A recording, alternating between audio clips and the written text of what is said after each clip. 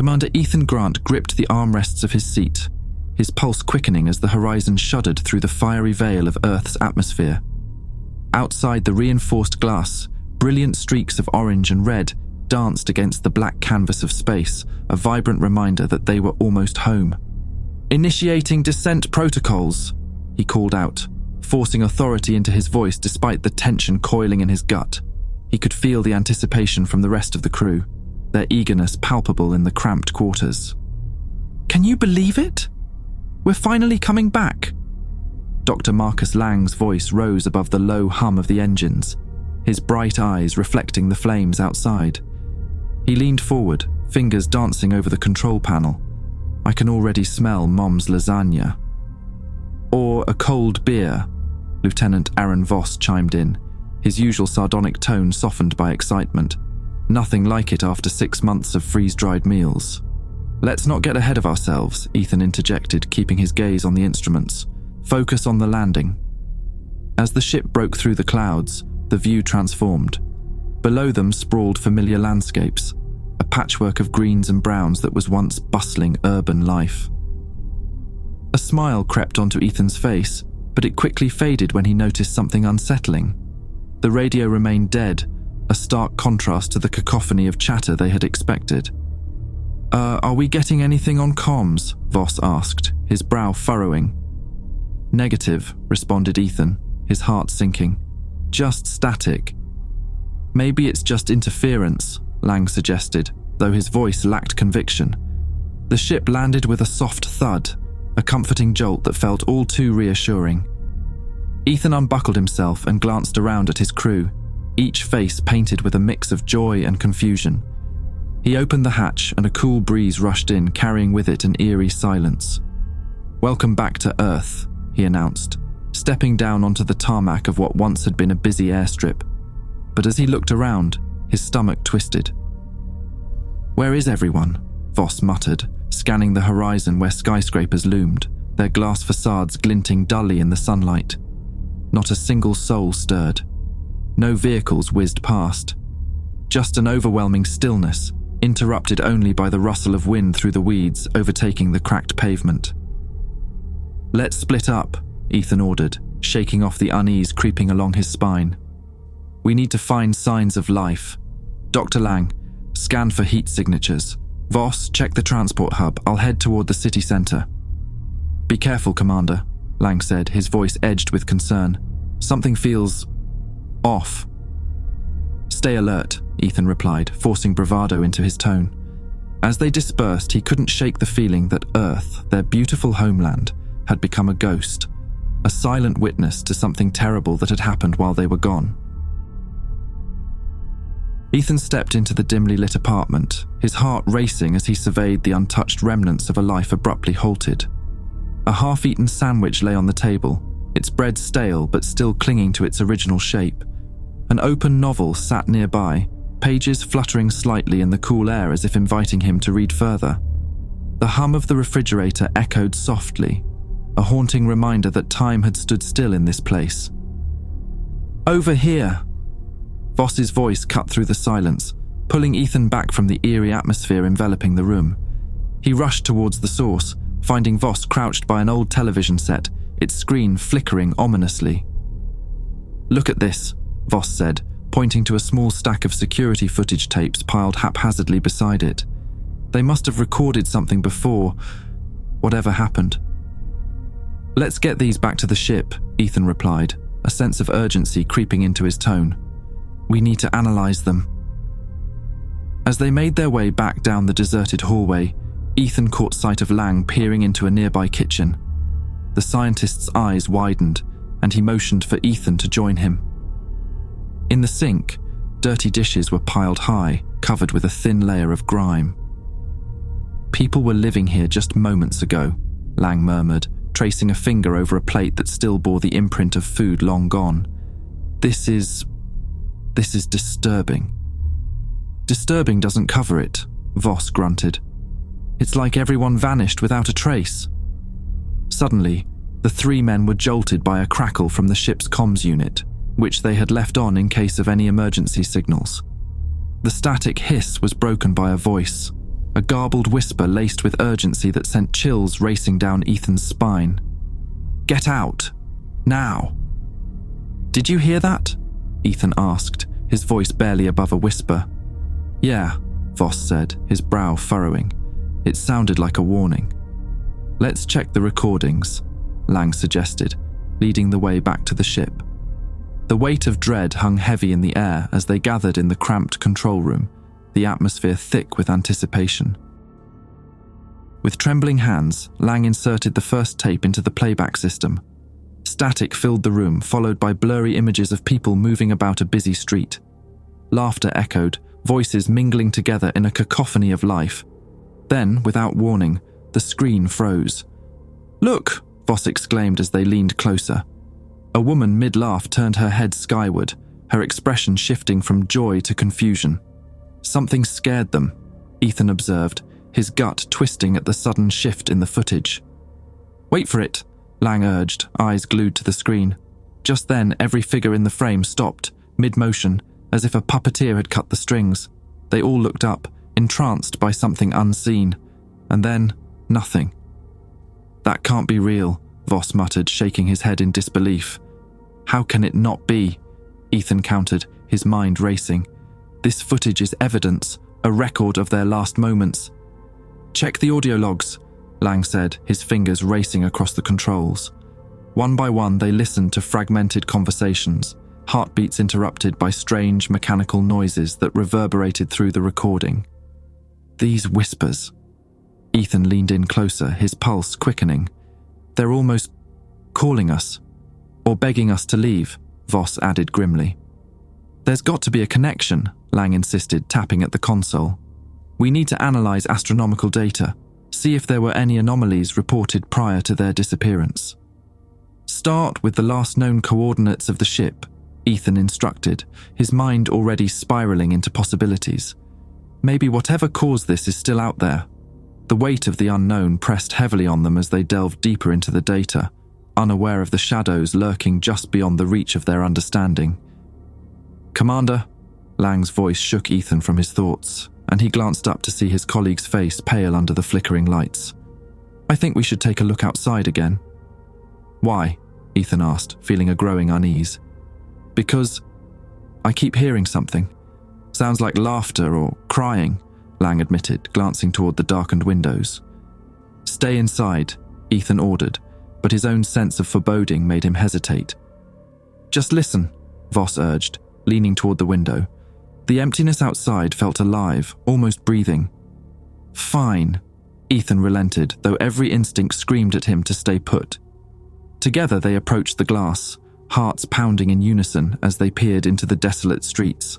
A soft echo drifted through the air, a childlike giggle, innocent yet tinged with a haunting quality. It bounced off the walls of the empty buildings, wrapping around them like a cold embrace. "Do you hear that?" "It's coming from down the street," Voss whispered, his voice hoarse with fear. "Let's check it out," Ethan said, despite the warnings flashing in his mind. As they stepped cautiously onto the cracked pavement, the laughter transformed into a chorus of faint voices weaving through the eerie quiet. "Is anyone there?" Ethan called, his voice swallowed by the oppressive silence. "Commander, look!" Lang pointed ahead, where a shadowy figure stood motionless in the distance. "Stay close," Ethan warned, heart racing as they edged forward. But just as they approached, the figure dissolved into the shadows, leaving only an unsettling humming noise behind. "Did you see that?" Voss breathed, his pulse quickening. "Yeah," Ethan replied, trying to conceal the tremor in his voice. "And we need to find out what's happening here before it finds us." The expedition into the unknown had begun, and with each passing moment, reality twisted further into madness. Ethan stepped into the abandoned military facility, the air thick with dust and the scent of rusted metal. His heart raced as he glanced around, half expecting the walls to whisper secrets. Shadows danced in the corners, their shapes creeping closer as if the building itself held its breath. "This is where we'll find answers," he muttered under his breath, pushing past a tangle of cables that lay sprawled across the floor. "Commander!" Lang's voice cut through the silence, sharp and urgent. Ethan turned to see him crouched over a flickering screen, illuminated by the weak glow of emergency lights. The hum of machinery echoed faintly, a ghost of technology long dormant. "Is it working?" Ethan approached, squinting at the static-filled display. "Encrypted data," Lang replied, fingers flying over the ancient keyboard. "It's all here. Files about our mission." There was a tremor in his voice, an edge of excitement mixed with dread. "Play it," Ethan commanded, his demeanor firm despite the unease clawing at his insides. Voss and Harris stood behind him, tension palpable in the air. The screen flickered to life, revealing a stark white document emblazoned with the IERA logo. Lang's brow furrowed as he scrolled through the text. "These aren't just mundane mission logs. Look." He pointed to a highlighted section. The Horizon wasn't only a return vessel, it was carrying classified cargo. "Cargo?" Voss echoed, crossing his arms defensively. "What kind of cargo?" "It doesn't say," Lang replied, the urgency in his voice rising. "But there are references to interdimensional anomalies and extraterrestrial artifacts." Ethan felt the weight of that revelation settle over him like a suffocating blanket. "We need to get this information back to Earth." Before they could digest the implications, the lights overhead flickered violently, casting long shadows as the facility groaned, echoing the unease swirling within them. A low frequency hummed beneath their feet, vibrating through the concrete. "Did you feel that?" Harris asked, eyes darting around, muscles coiling like springs. "Yeah," Ethan replied, forcing himself to stay calm. "Lang, continue searching for more data." As Lang resumed typing, Elliot leaned closer, scanning the documents. "Look at this," he said, pointing to a series of numbers and coordinates. "They correspond with the locations of our re-entry path." "Meaning what?" Voss snapped, impatience bubbling to the surface. "Could mean that whatever we brought back followed us." Elliot's voice trembled, his wide eyes reflecting both fear and determination. "Great," Voss grunted. "So not only do we have an abandoned city, but now we're also home to something we shouldn't be." A loud crash reverberated through the facility, causing everyone to jump. Ethan instinctively reached for the weapon strapped to his thigh, though he knew it wouldn't help against whatever had been unleashed. "Stay alert," he barked, adrenaline surging through his veins. "More importantly," Lang continued, oblivious to the chaos surrounding them, "this place, it feels alive. Listen." He paused, allowing the silence to deepen, then added, "It's like echoes, whispers from somewhere beyond." Faint murmurs lingered in the air, unintelligible yet undeniably present, as if the very walls were speaking in hushed tones. "Shut it down. We need to focus," Harris growled, frustration evident. "Wait," Ethan insisted. "Let him finish. We could be running out of time." With renewed urgency, Lang navigated files, his fingers trembling slightly. "There's a section on manipulation tactics employed by unidentified entities. They can influence perception, create illusions." He looked up, panic washing over his features. What if they've already begun? An oppressive silence settled as they each grasped the gravity of the situation. The room felt stifling, the echoes growing louder, almost mocking.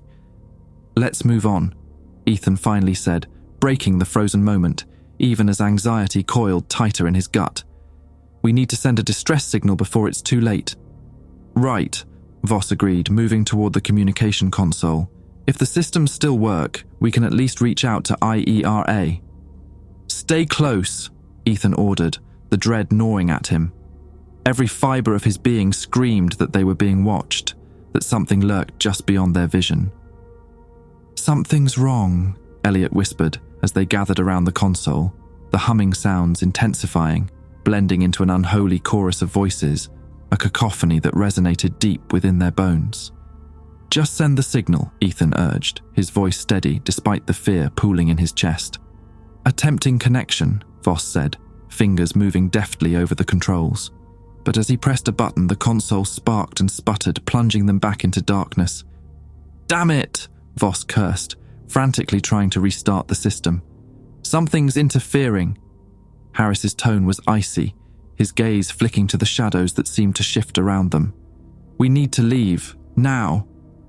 "Just give me a second," Voss shot back, sweat glistening on his forehead. "Listen!" Lang shouted suddenly, eyes wide with terror. The whispers rose to a crescendo, an alien symphony wrapping around them, drowning out reason.